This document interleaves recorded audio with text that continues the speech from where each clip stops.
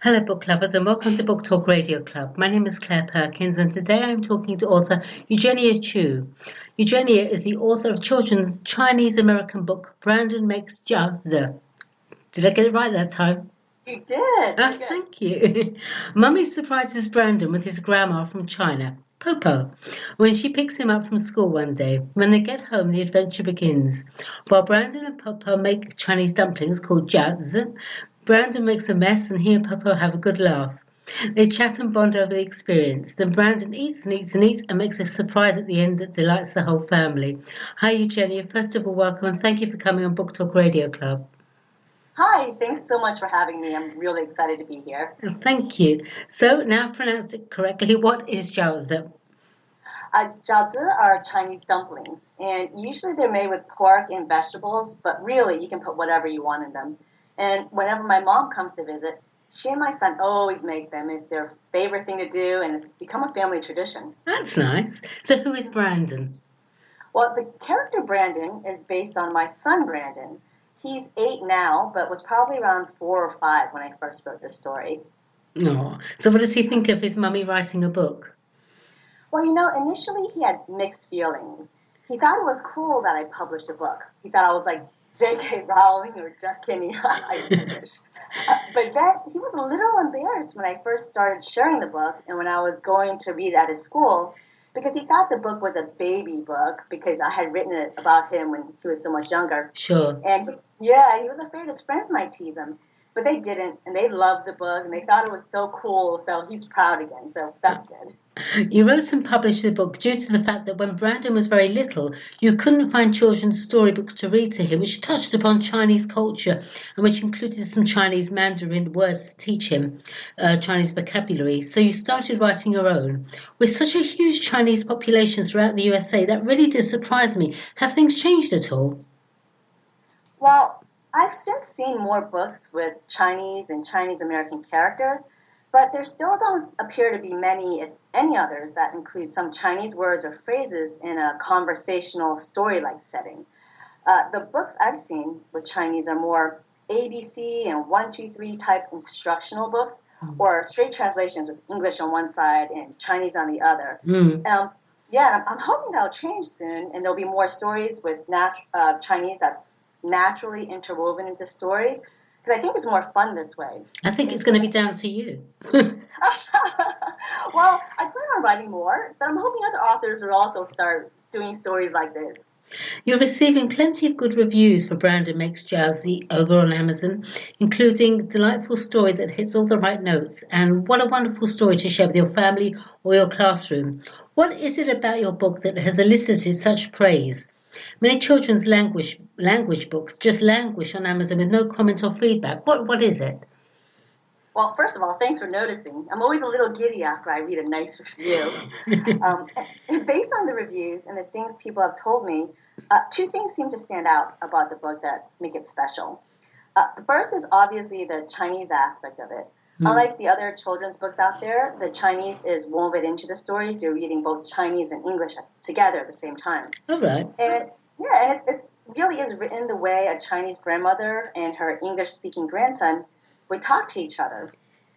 And the second thing people liked, and actually this really surprised me, a lot of the comments and praise were about the family and the multi-generational aspect of my story.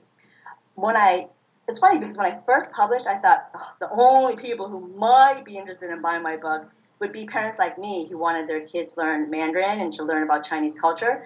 But most of the reviews I've received go on about how they love the bonding between Brandon and his grandma, Popo, and they say how important it is to revere grandparents and to learn from them, to spend time with them, and the importance of passing down family traditions.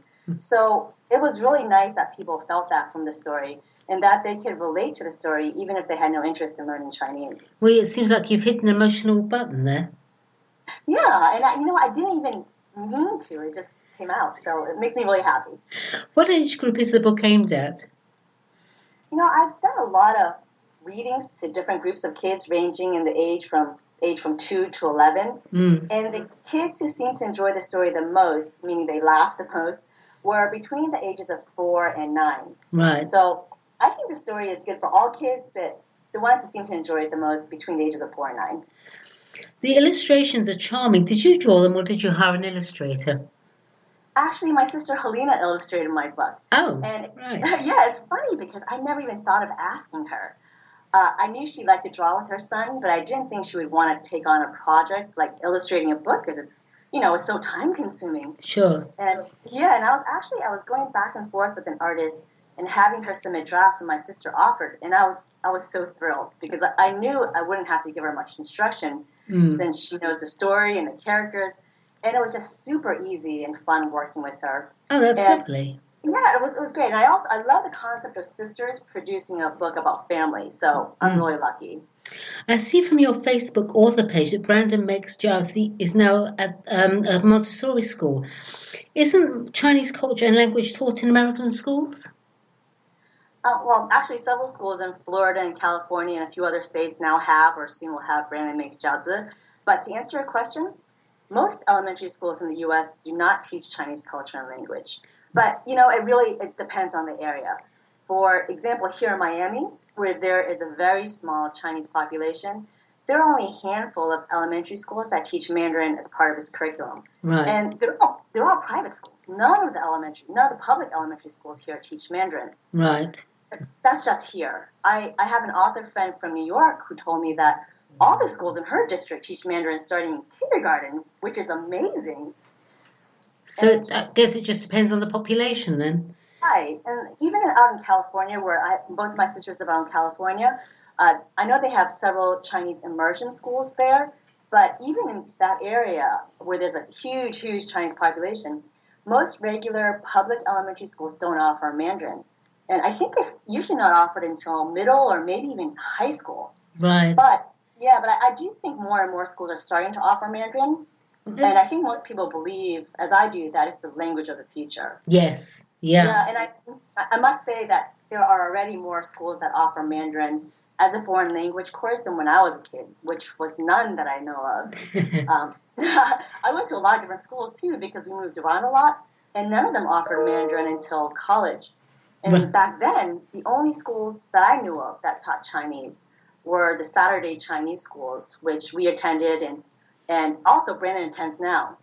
But Brandon is really lucky. Well, he doesn't think he's lucky, but he is. Brandon, in addition to Saturday Chinese school, has Chinese and Spanish as part of his curriculum at his regular school. Oh, that's wonderful. So So you see yourself writing a series of Brandon books that teach Chinese Americans culture in the future, yeah? Well, I won't be writing a series of Brandon books. My intent isn't necessarily to teach Chinese American culture.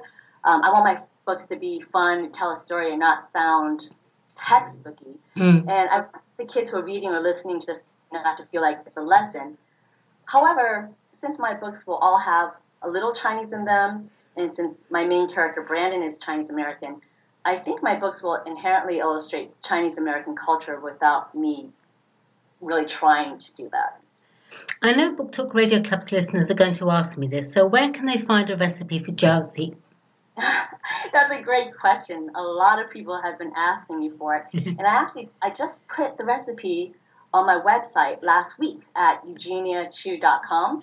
That's EUGENIACHU.com. You just have to go to the menu, and it's under Popo's Jiao Zi recipe. And if any of your listeners are in Miami, I'm actually teaching a Jiao Zi cooking class on February 10th. Oh, that's a shame. Why can't I be in Miami? Down. It's a bit of a long way to fly just for a recipe. I appreciate the thought, but so where can readers purchase Brandon Makes Jiao Zi? The easiest way is through Amazon, like with everything else. You can just search for Brandon Makes Jiao Zi, or you can go to amazon.com/author/Eugenia Chu, or if you're in Miami, you can just pick up a copy at the bookstore in the Grove. I also have a list of other places where you can find Brandon Makes Jiao Zi on my website, and I have a direct link to Amazon there as well. Fabulous. Okay, thank you, Jenny. That was so interesting. Please come back on Book Talk Radio Club when you publish your next Brandon book, and I'd love to chat with you and hear more. In the meantime, good luck for the future, and thank you, everyone, for listening to Book Talk Radio Club. Thank you, Eugenia. Thank you.